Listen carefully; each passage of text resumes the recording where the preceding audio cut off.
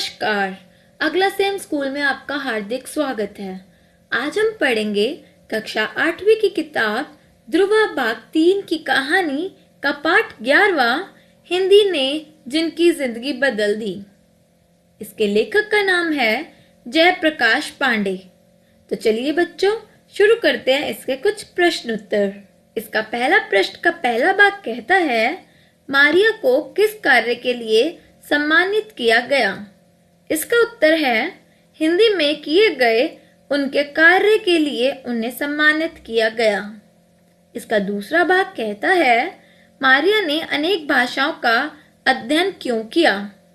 इसका उत्तर है, मारिया ने इंसानी जीवन के शुरुआती दौर को जानने के लिए अनेक भाषाओं का अध्ययन किया।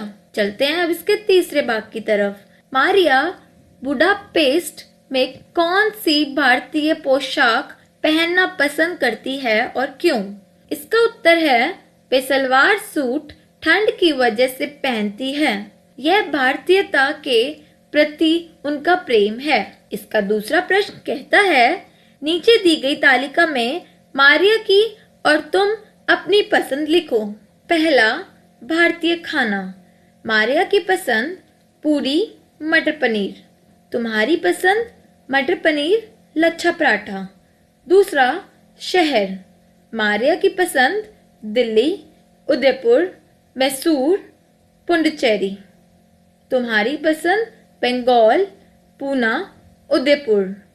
तीसरा, फिल्म। मारिया की पसंद उमराव जान। तुम्हारी पसंद लगान। चौथा, कलाकार। मारिया की पसंद शबाना आजमी, नसरुद्दीन शाह। तुम्हारी पसंद आमिर खान। पांचवा, भाषा। मारिया की पसंद हिंदी और तुम्हारी पसंद हिंदी। छठा, भारतीय पोशाक। मारिया की पसंद सलवार सूट, तुम्हारी पसंद सभी। सातवां, कार्यक्रम। मारिया की पसंद प्लास्टिक बंद करना, तुम्हारी पसंद प्रदूषण रोकना। तो बच्चों, चलते हैं अब हम इसके तीसरे प्रश्न की ओर।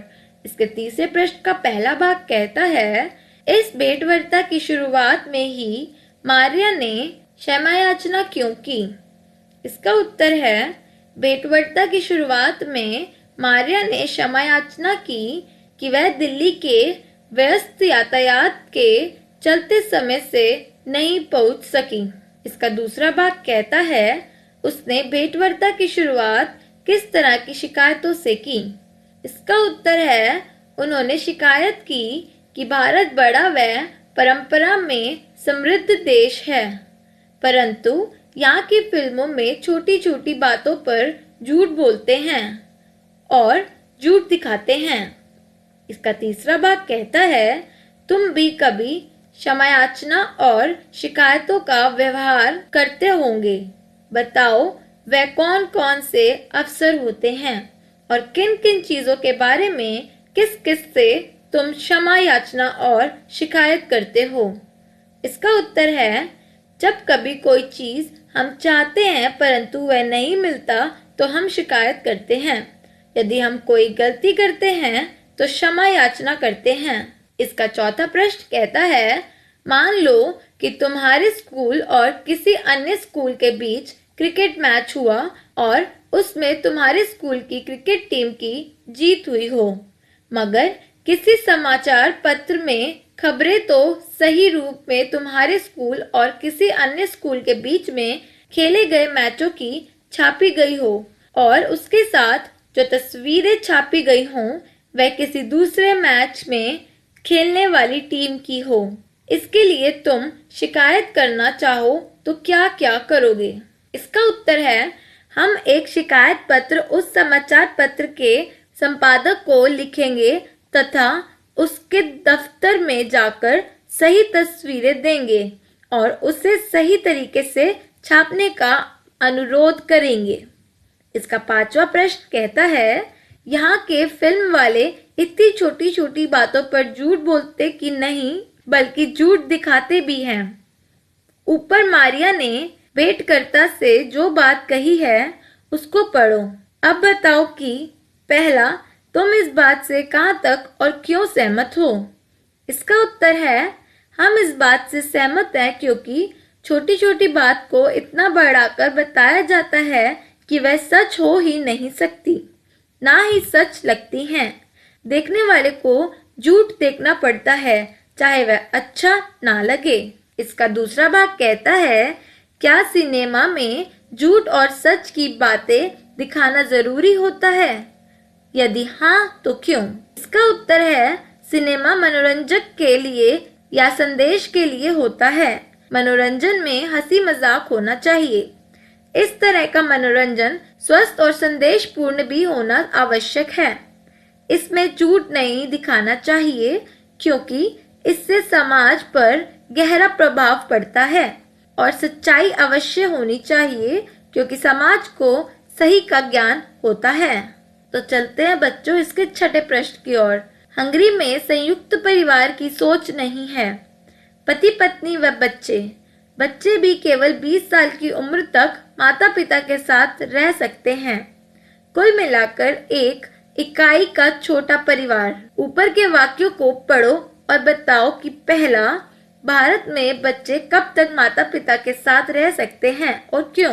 इसका उत्तर है, भारत में बच्चे सारी उम्र अपने माता पिता के पास रहते हैं या माता पिता उनके साथ रहते हैं क्योंकि यहाँ मानवीय संबंध बहुत अच्छे होते हैं। दूसरा, तुम्हें अगर हंगरी या किसी अन्य देश में रहने की आवश्यकता हो तो किन किन चीजों को साथ रखना चाहोगे और क्यों? इसका उत्तर है, अगर हमें किसी अन्य देश में रहने की आवश्यकता पड़ेगी तो हम अपना पूरा परिवार अपने साथ रखेंगे ताकि एक दूसरे का सुख दुख देख सकें। चलते हैं बच्चों अब हम इसके 7वें प्रश्न की ओर। नीचे दिए गए शब्दों को अपनी मातृभाषा में लिखो और उन पर अपने मित्रों से चर्चा करो। तो बच्चों ये तुम स्वयं कर सकते हो।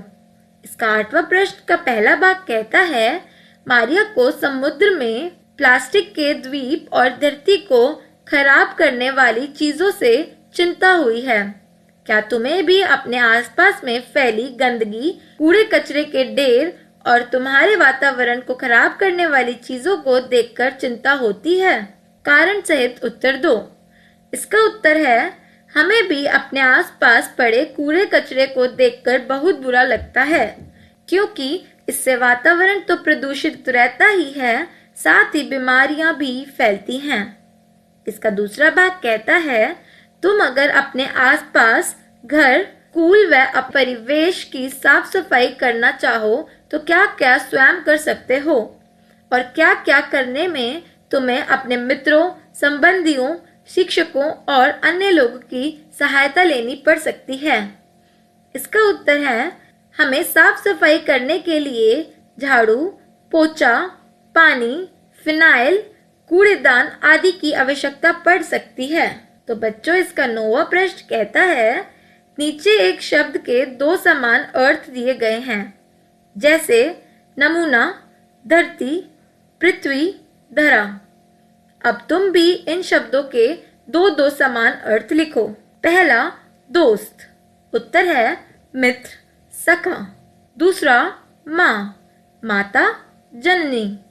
तीसरा, पानी, जल, नीर। चौथा, नारी, महिला, स्त्री। तो बच्चों चलते हम इसके आखिरी प्रश्न पर। काफी शब्द का अर्थ है पर्याप्त और काफी का अर्थ होता है एक पेय पदार्थ। दोनों शब्दों की वर्तनी में केवल थोड़ा सा अंतर होने से अर्थ बदल जाता है। तुम दिए गए शब्दों को पढ़ो और वाक्य बनाओ। पहला, बाल।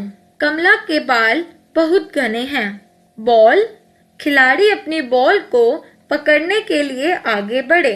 दूसरा, हाल, वह अभी हाल की ही बात कर रहा था।